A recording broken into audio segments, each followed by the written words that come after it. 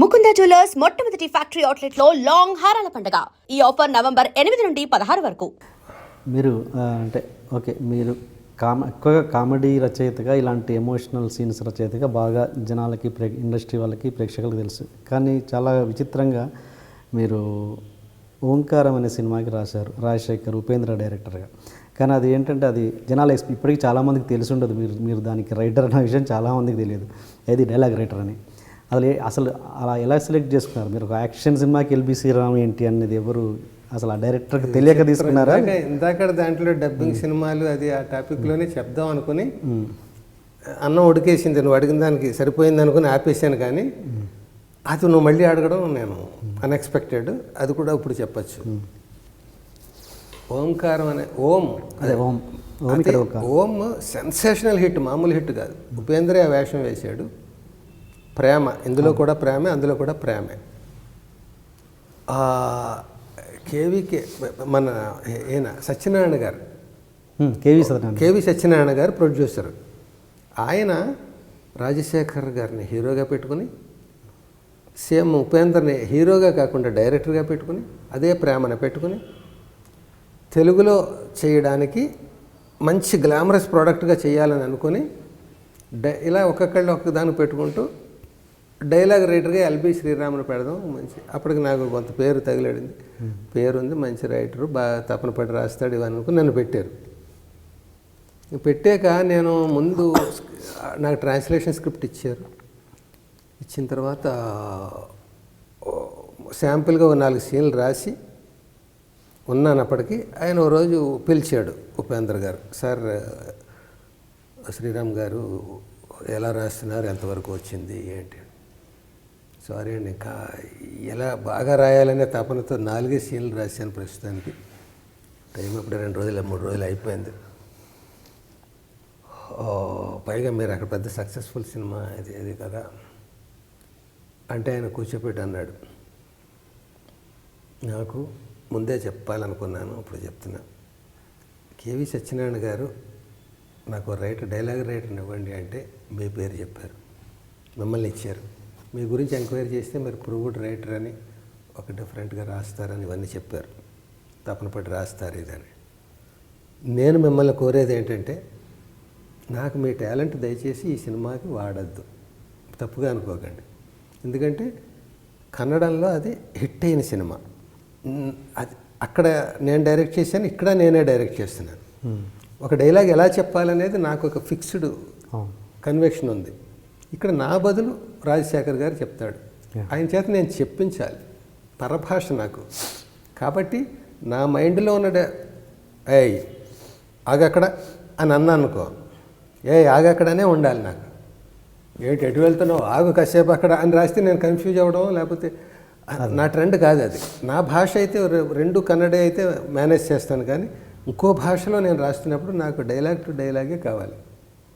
కాబట్టి దయచేసి మీ టాలెంట్ కాకుండా మీ ఇమేజ్నే నాకు వాడండి. మీ టాలెంట్ ఈ సినిమా వరకు నాకు వద్దు. ఇప్పుడు మరి ఏం చేద్దాం?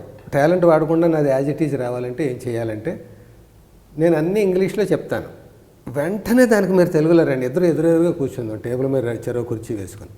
వేరే హోటల్ రూమ్ అది కాదు, ఇక్కడ ఆఫీసులో కూర్చో. లుక్ హియర్, ఇటు చూడు, shut up normal, please think. కొంచెం ఆలోచించు. నేను అనగానే మీకు ఏమో ఇంకా ఆలోచించకండి మీరు. నేను అనగానే మీకు ఏం తడుతుందో మీరు అది రాయండి, మీకు ఉన్న అనుభవంతో. అందులో ఏమొస్తే అది భలే ఉంది కొత్తగా అనేది అనుకున్నాను. 3 సిట్టింగ్స్లో 3 హాఫ్ డేస్ 3 ఫుల్ డేస్ అయిపోయింది మొత్తం స్క్రిప్ట్. అది కూడా ఆడుతూ పాడుతూ, ఆయన ఏదో లంచ్ బ్రేకులు, బ్రేక్ఫాస్ట్ బ్రేకులు, ఇలాగ అన్నీ అవుతూ గ్యాపులతో అలా రాస్తే 3 రోజులు అయిపోయింది స్క్రిప్ట్. లేకపోతే నేను 30 రోజులు రాసేవాడిని. ఇలా మదన పడుతూనే ఉండేవాడిని, చెరుకు పిప్పు తిప్పుతూనే ఉండేవాడిని, అలా ఉండేది. భలే ఉందే ఇలాగ అనుకున్నాను. అలాగే నాకు క్రాంతికుమార్ గారి దగ్గర అరుంధతి సినిమా, సౌందర్య, అందులో నేను ఆయనతో నన్ను బాగా ప్రేమించేవాడు ఆయన.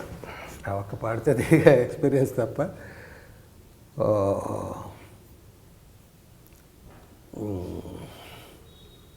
ఆయన అన్నాడు, ఆయన దగ్గర అన్నాను నేను, సార్ డైలాగ్స్ ఫ్రేమ్డ్గా కాకుండా ఒక ఫ్లోలో మామూలు కలోకియల్గా వాడతాం కదా మన జీవితంలో. సార్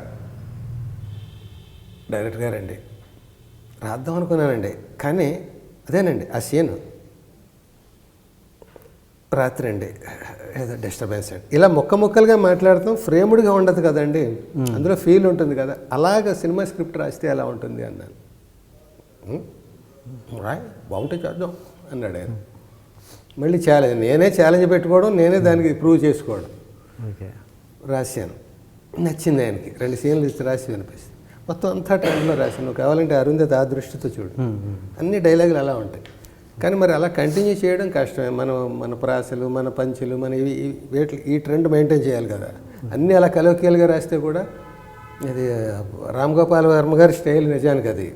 ఆయన దాంట్లో అలాగే ముక్కలు గాను ఎక్స్టెన్షన్లు గాను ఉంటాయి డైలాగులు. ఆ ఫ్లోలో ఏమొస్తే అది 100 రూపాయలకి మర్డర్ చేసిన రోజులు ఉన్నాయి. ఆ ఫ్లోలో ఏమొస్తే అది కదా. అలాగా అన్ని రకాలు ఒక్కొక్కటి అనుభవం. అంటే మీరు చాలా ఆత్మాభిమానం గల వ్యక్తి కదా, చాలా కదా. అంటే ఇప్పుడు దురాత్మాభిమానం. మరి ఉపేంద్ర గారు ఆ మాట అన్నప్పుడు, డైలాగ్ యాక్చువల్గా ట్రాన్స్లేషన్ కావాలి నాకు అన్నప్పుడు, మీరు అప్పుడే అనాలి కదా. మామూలుగా మీ క్యారెక్టర్ ప్రకారం అయితే ట్రాన్స్లేటర్ అయితే నేను ఎందుకండి, అసిస్టెంట్ డైరెక్టర్ని పెడితే చేసుకోవచ్చు కదా అని. చాలా అనాలిసిస్ ఉంది ఆయన దగ్గర. ఏది వదలవు కదా, నువ్వు చెప్పేసాడు బాగానే చెప్పాడు అని ముందుకెళ్ళావు కదా, మొత్తం కూలంకషంగా నిజంగా అనాలి. కానీ నాకంటే ఛాలెంజెస్కి నేను ఇష్టపడతానయ్యా. ఇలా రాయి అన్నాడు, పోనీ అలా ఎందుకు రాయకూడదు, బాగానే ఉంటుంది. నేను ఇలా కలోకియల్గా మాట్లాడతానని అరుంధతిలో అన్న నేను, ఇతను నాకు ఎలా కావాలో అలా రాయండి. అది ట్రాన్స్లేషన్ అయినా నీ ఇష్టం వచ్చినట్టు రాయమంటున్నాడు కదా. ఓకే, అండర్స్టాండ్ కింద నించో అని రాయమంటలేదు కదా. అర్థమైందా? అండర్స్టాండ్కి మీనింగ్ ఏంటి? అండర్స్టాండ్ కింద నించో కాదు, అండర్స్టాండ్ అర్థమైందా. అండర్స్టాండ్కి నువ్వేం రాస్తావు అదే రాయి. ఓకే, కింద నించో అని రాయమని బౌండరీస్ ఇవ్వలేదు ఆయన. నేను అంటూ ఉంటాను, దానికి కరెక్ట్ తెలుగులో మీరు ఫీల్ అయిన తెలుగు రాయండి అన్నాడు. నాకు స్వాతంత్రం ఇచ్చినట్టే. కానీ ఆలోచిస్తూ ఫ్రేమ్ చేస్తూ రాయొద్దు. నేను నా స్క్రిప్ట్ నేను ఇంగ్లీష్లో రాసుకున్నాను. ఎప్పుడైతే నేను తెలుగులో చేయాలనుకున్నానో, డైలాగ్ రైటర్తో నాకు ఈ ప్రాబ్లం వస్తుందని నేను ఊహించి ఇంగ్లీష్లో రాసుకున్నాను. నాకు కన్నడం వచ్చు, ఇంగ్లీష్ వచ్చు, తెలుగు ముద్దగా వచ్చు. దాన్ని ముద్దుగా రాయండి మీరు. నేను అంటాను, మీరు వెంటనే రాయండి. అదే ఎల్వి శ్రీరామ్ స్టైల్, అదే అనుకుందాం ఈ సినిమాకి. నాకు నచ్చింది అది. అలాగే క్రాంతి కుమార్కి ఇచ్చిన ఆఫర్ ఆయనకి ఇచ్చింది నాకు నచ్చింది. ఇలాగే ఇంకో అనుభవం చెప్పాలంటే రైటర్గా చాలా ఉన్నాయి. సంగీతం శ్రీనివాసరావు గారు, ఆయన అంటే నాకు విపరీతమైన అడ్మిరేషన్. నాకేంటి అందరికీనా. ఎందుకంటే ఆయన వయస్సు రీత్యా, ఇందాక మాయాబజార్ గురించి మనం, అది ఎందుకు ఆ గొప్పది ఏదో టాపిక్ వచ్చింది ఇందాక. ఇండియన్ బెస్ట్ స్క్రీన్ ప్లే సినిమాల్లో మాయాబజార్, షోలే అని చెప్తారు. అది పెద్దవాళ్ళు అన్నమాట, నేను ఇచ్చిన సర్టిఫికెట్ కాదు అసలు. నాకు అసలు ఆ సినిమాని అర్థం చేసుకోవడానికే చాలా కష్టం అవుతుంది. పాండవులే లేకుండా భారతాన్ని చెప్పిన సినిమా. ఇలా చాలా ఉన్నాయి దాని క్వాలిటీస్.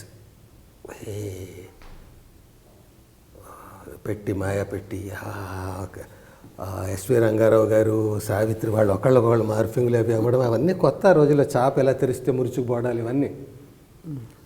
సో అట్లా ఆ రోజులు అప్పటి నుంచి ఉన్నాడు ఆయన ఈ సంగీతం శ్రీనివాసరావు గారు. పాత రోజుల సినిమాల దగ్గర నుంచి ఉన్న, అప్పుడు అసిస్టెంట్ డైరెక్టర్గా, అసోసియేట్గా అలా ఉన్న ఆయన. ఇప్పటికి ఎంత ఎనర్జీ లెవెల్స్ అంటే ఆయనవి, ఏ కుర్రాడితో అయినా పోటీ పడగలడు ఆయన. ఆయన దగ్గర నేను చెయ్యాలని కోరిక నాకు అప్పటి నుంచి. ఒక ఛాన్స్, ఒక్క సినిమా నాకు అట్లా. విశ్వనాథ్ గారి దగ్గర సినిమా, బాపు గారి దగ్గర, జంజాల్ గారి దగ్గర ఛాన్స్ లేదు. బాపుకి రమణ గారు ఉన్నారు, జంజాల్ గారు జంజాల్ ఉన్నాడు. ఇలా కొందరు దగ్గర చేయాలని కోరికలు. ఆ కోరికలు ఆయన దగ్గర చేయాలి ఎప్పుడైనా. లెజెండరీ, ఆ పాతకాలం నాటి ఆయన కామెడీ అంత భలే ఉంటుంది. ఆ స్లాబ్ స్టిక్ అదంతా భలే ఉంటుంది. నేను కూడా కామెడీ ప్రూవ్ చేసుకున్నవాడిని ఇవన్నీ అని కలలుగా అన్నాను. తీరా రాజేంద్ర ప్రసాద్ గారి సొంత సినిమా మేడం, ఇంకేంటి నా హీరో, నా స్టార్టింగ్ సినిమాలన్నీ హీరో రాజేంద్ర ప్రసాద్ గారు. అప్పులప్పారావు, ఆ ఒకటి అడకు, ఇలా స్టార్టింగ్ సినిమాలన్నీ రాజేంద్ర ప్రసాద్ హీరో. అప్పట్లో నేను వేరే హీరో అయినా కూడా ఈయన ట్రెండ్ని దృష్టిలో పెట్టుకుని ఇదే డైలాగ్ ఈయన ఇలా చెప్తాడు, ఆయన నోట్లోంచి వస్తే కొత్తగా ఉంటుంది, అలా కొంచెం అట్లా బ్యాలెన్స్ చేసుకుంటూ రాశాను. అప్పుడు ఆ కొత్త ఆర్టిస్ట్కి కొత్తగా ఉండేది, ఇది ఇమిటేషన్లా కాకుండా. అలాగా మన హీరోయే ప్రొడ్యూసర్ మేడంలో అని ఆయన ఇంటికి వెళ్ళాను, రాజేంద్ర ప్రసాద్ ఇంటికి. అంటే ఏంటి ఎలా వచ్చారు, బాబాయ్ ఏంటి నిజమా, ఆయన స్టైల్లో ఉత్సాహంగా మాట్లాడారు. మేడం సినిమాకి డైలాగ్స్ అవకాశం ఇస్తారేమో అని వచ్చాను అడగడానికండి. నా ఎల్బి శ్రీరామ్ ఛాన్స్ కోసం ఇంటికి వచ్చి ప్రొడ్యూసర్ని అడగడమా, insult, you are writing, you are my writer అన్నాడు ఆయన. ఇంకా మనకి కాదండి, నాకు ఎప్పటి నుంచో కోరిక, ఇంకో సినిమాకి అయితే నేను సిగ్గుపడేవాడిని అడగడానికి, ఆయన దగ్గర రాయాలని నాకు కోరిక అండి. మీరు ప్రొడ్యూసర్, ఆయన దగ్గర ఎలా అడగగలను, నేను అడగలేను, మీరు ప్రొడ్యూసర్, మిమ్మల్ని అడిగేయచ్చు. అందుకని ఒక ఛాన్స్ చూద్దాం, మీరు కమిట్ అయ్యి ఉంటే ఓకే, లేకపోతే మీరు రాస్తున్నారు ఫలానా చోట రండి, నేను చెప్తాను శ్రీనివాస్, ఇవన్నీ అన్నారు. అంతే. తర్వాత అనుకోకుండా ఏమైందంటే ఆ ఊళ్ళో ప్రతాప్ హోటల్ అని అక్కడ ఉండేది చెన్నైలో, అక్కడ సిట్టింగ్స్, డైరెక్టర్ గారు వచ్చేవారు కాదు, ఈ కో డైరెక్టర్స్ వాళ్ళు నేను. ఆ క్రేజీ మోహన్ అన్న ఆయన తమిళ్లో రాసేసాడు మొత్తం. ఓకే. ఆ స్క్రిప్ట్ తమిళ్లో రాసింది, కో డైరెక్టర్లు తమిళ్ నుంచి తెలుగు ఏంటో చెప్తారు, అది నేను తెలుగులో రాయాలి. ఇప్పుడు ఈ సేమ్ ఉపేంద్ర టాపిక్ లాగి, ఇదేంట్రా ఇలా వచ్చింది. అప్పటికి నేను ఇంకా ఇది రాయలేదు, ఓంకారం రాయలేదు.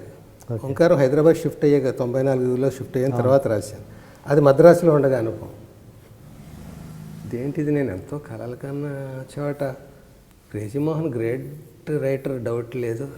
అది నేను యాజ్ ఇట్ ఈజ్ రాస్తే ట్రాన్స్లేషన్ అవుతుంది కదా, నా అర్జీ ఎలా తీరుతుంది, ఇలా రాయమంటున్నారంటే ట్రాన్స్లేటర్ కదా, దానికి కావాలి, రైటర్ కాదు కదా అనుకుని, సరే పెద్దవాళ్ళతో అట్లా మనం అలా అనకూడదు, ఛాన్స్ ఎందుకు వచ్చిందో రాని రాశాను.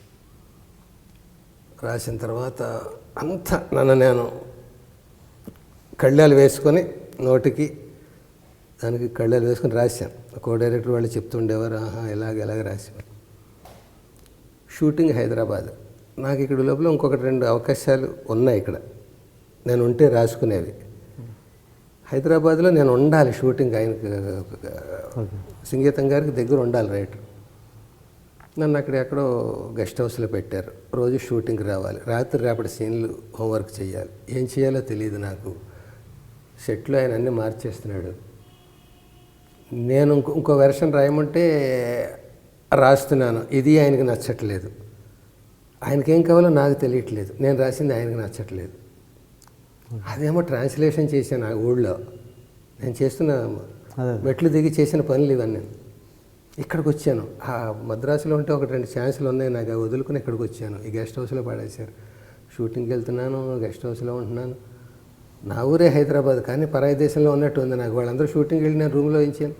అదే తృప్తి లేదు, కొట్టలేదు, ఇలా వచ్చింది ఏంటి అని అనుకుని చూశాను. సెట్కి వెళ్తుంటే అక్కడ నేను రాస్తూనే ఉండట్లేదు, ఇంకోటేవో ఉంటున్నాయి. ఓ రోజు కూర్చొని చెప్పాను, సార్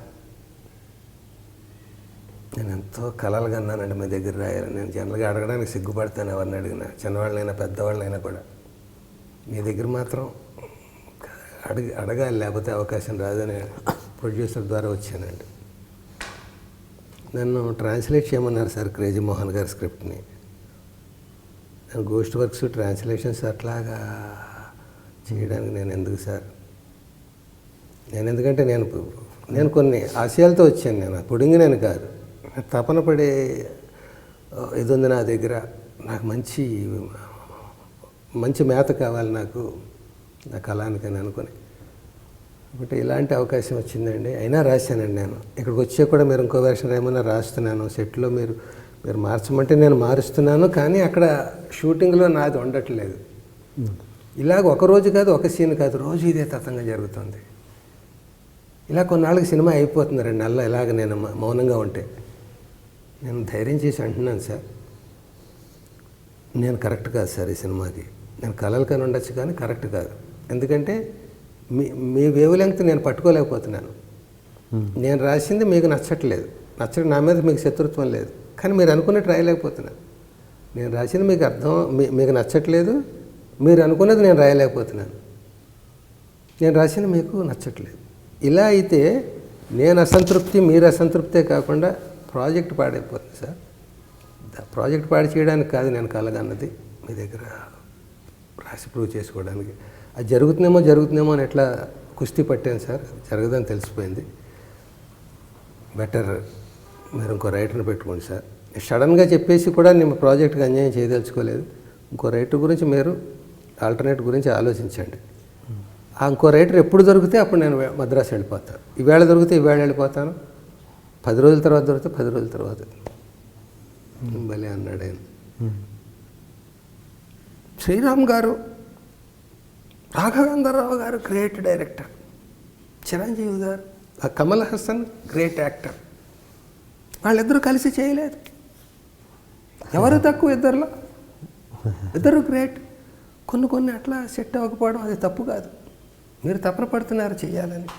నేను నుంచి అవుట్పుట్ తీసుకోవడానికి నేను మీకు నన్ను నేను ఏదో ఇది చేసుకుంటున్నాను. సో మీరే వాలంటరీగా అన్నారు ఇంకొకరిని చూసుకోండి అని. ఇంకో రైటర్ రావక్కర్లేదు. ఇప్పుడు జరుగుతుంది కదా, మీరు ఉండగానే ఇంకో రైటర్ లేకుండానే అలాగే ఏదో జరుగుతుంది. రాజమోహన్ రాశాడు, నేను అలవాటు పడి ఉన్నాను ఆయనకి. అది తెలుగులో మీరు కరెక్ట్గా నేను అనుకున్నది వచ్చి ఉంటే ఒకలా ఉండేది. మీరు అలా ట్రాన్స్లేషన్ చేయడం మీకు ఇష్టం లేక మీరు ఇంకోలా ఏదో అనుకుని ఏదో మొత్తానికి ఇబ్బంది పడుతున్నారు. మీరు అన్నట్టుగా ఇబ్బంది పడడం మంచిది కాదని మీరు ఎక్స్ప్రెస్ చేయడం నాకు నచ్చింది. మీరు ఎప్పుడంటే అప్పుడు హ్యాపీగా వెళ్ళొచ్చు. And for more videos, Please subscribe to iDream. Please subscribe to iDream. Please subscribe iDream. And please subscribe to iDream. For more videos, subscribe to iDream. please like, share and subscribe to the channel. Congratulations, iDream. Subscribe to iDream. Subscribe to iDream. So subscribe to iDream Media. iDream ki iDream team andarki huge congratulations. Please subscribe iDream Media. Please subscribe to iDream. Subscribe iDream. Please subscribe to iDream. iDream అంటే నా కళల channel subscribe చేసుకున్నారు, నోరు తిరుగుతలేదు. మీరైతే గంట గుర్తు కొట్టండి. For more such videos, please subscribe to iDream. Subscribe to iDream. Please subscribe to iDream. Please subscribe iDream Media. Please do subscribe to iDream. Please subscribe to iDream Media. For best entertainment and information, please subscribe iDream. And don't forget to subscribe to iDream.